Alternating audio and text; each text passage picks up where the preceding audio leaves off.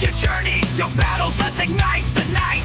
With passion in your heart and fire in your eyes, we'll take on the world, reach for the sky. It's the Matt Burns Podcast, raise your voice and shout, wrestlers unite. That's what it's all about, your dreams and aspirations, let them ring clear. Tell us who inspired you, we want to hear.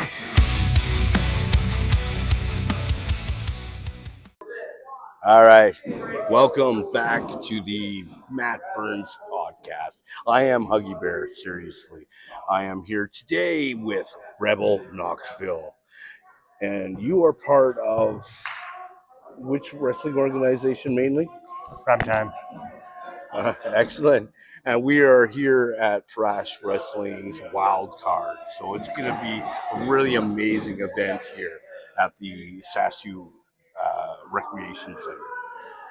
First question: when did you first start watching wrestling on TV? Oof. Man, I was probably like 4 years old. Some of my earliest memories were my big brothers and my cousins renting like an old pay-per-view on VHS, and within like 5 minutes of that video being on, we had the couches pushed together and the mattresses down, and we were giving her. So probably wrestling as long as I've been walking damn near. Okay, I understand that for absolute sure. When you're watching the stuff that are on TV, you've got a couple of favorite wrestlers. Everybody does. Who's a couple of yours? Oof, well, as a young man, I think my first favorite wrestler was the Ultimate Warrior. I think a lot of people felt that way too. And then I was an HBK fan for a long time. And then around 99, 2000, I kind of went towards like the Brood and Edge and Christian, and the Hardy Boys were kind of my inspiration after that. Yeah. And as a worker myself now, Christian Cage is probably like the GOAT in my opinion.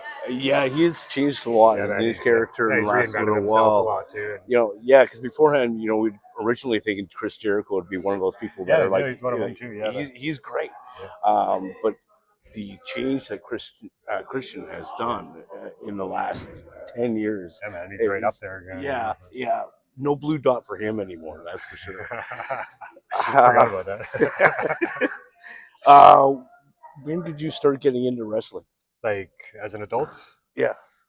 I started training in the height of the pandemic, essentially. It was November 3rd of 2020 was my first training date, and I was in Calgary with Alberta Wrestling Academy. And Vinny Fever and Renegade Kid trained me, and Bruce Hart was one of my trainers as well. And then we had a bunch of guys come in and showed us stuff every once in a while too. In the first couple of times that you were in your matches there were any ones that kind of stick out to you on your favorite matches? Oh man, it seems like my latest match is always my favorite one. But my last ones in Prince George with Primetime was the first time I actually got on the top turnbuckle and jumped out to the outside of the ring, which is like, I'll never forget that feeling in my entire life. But that's probably my most memorable now, and it is my most recent too. So. Anything kind of scary you still? I know we shouldn't be talking about people being scared in the ring, but it's a dangerous sport, it is, and people go through injuries all the time. And you could be like 1,000% dialed in on your game, and things can still go wrong. Yeah. So my heart's racing every time I go out there, every single time. Hey, I'm told that's actually a good thing. Yeah. Like if you don't have the adrenaline. Yeah. What are you doing in there anymore? Yeah, exactly. Right? Like once you lose those butterflies, it's like, what are you doing after that? So, you hear the roar of the crowd and people yelling and crazy. It gives me goosebumps just thinking about it. Exactly. You said you were talking about your training. When was the first time you were in the ring? The first time I was in the ring was 3 weeks into training. I was with RCW. They needed a body. They put me in there. So I jumped in. I looked at my coach. I'm just like, you want to wrestle? I'm just like, can I? Should I? And I ended up getting in there. That's got to be the hardest thing about it, because you're not really sure about yourself. I was 3 weeks into training at that point, right? So, did you find that actually kind of pushed you to get into it more? because you were like, oh shit, I better do this now. I felt pretty honored that they threw me in there that early and they had like the confidence in me to do it. Yeah. So yeah, no, I felt good. I felt confident getting in there. The guy I was in there is a true professional. Yeah, felt good. Oh, that's amazing. Good match. Looking back on it now, I'm like, but it was good, especially for our first match. It was definitely good. We talked about your favorite matches, and it's constantly changing. Now, there's tons of people that are actually getting into the wrestling business now. Do you have any advice for them, either for getting a start or training, or? I'd say just get in there and do it. Yeah. Just do it, because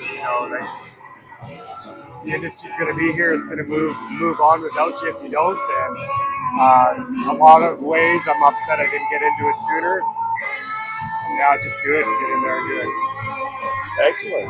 Well, I really appreciate you taking the time to share the podcast. Tell them your socials where they can find you.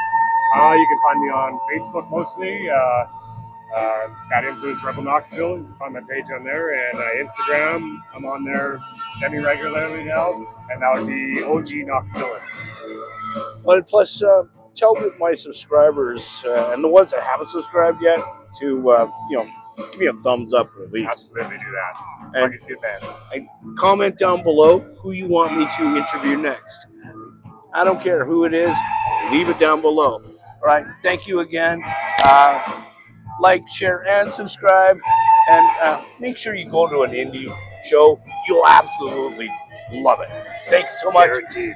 Bye for now. Up to the mic, share your fights, your journey, your battles. Let's ignite the night with passion in your heart and fire in your eyes. We'll take on the world, reach for the sky. It's the Matt Burns Podcast. Raise your voice and shout.